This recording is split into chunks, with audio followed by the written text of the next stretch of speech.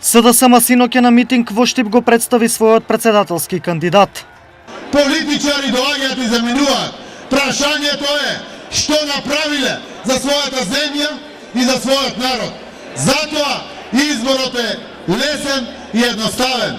Имаме председател кој што е скроен да биде председател, кој што ги обединува сите етнички заедници, сите политички структури, сите социјални групи, сите граѓани на ова наша мултиетничка земја.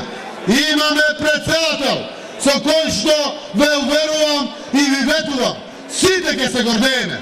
Ке имаме председател за кој што со полна уста, убави зборови, сите ќе зборуваме. За прв пат во историјата на нашата земја, за прв пат имаме меѓународни гаранции за нашите граници, имаме меѓународни гаранции за нашата безбедност. За прв пат од февруари оваа година наши министри седат на иста маса со министрите за одбрана на најмоќните држави во светот.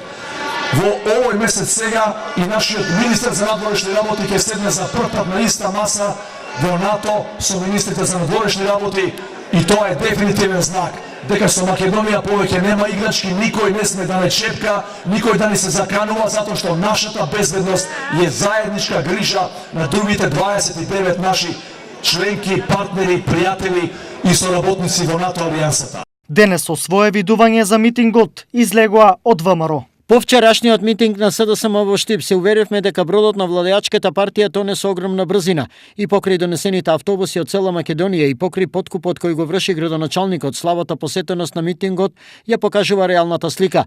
Не беа доволни ни притисоците за секој нововработен во јавната администрација да води со себе по 20 луѓе за да се сокрие дебаклот кој вчера се случи на плоштадот Слобода.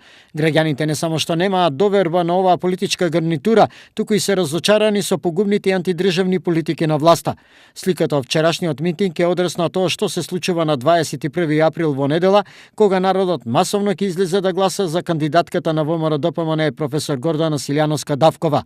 Стои во писмената реакција на ВМРО.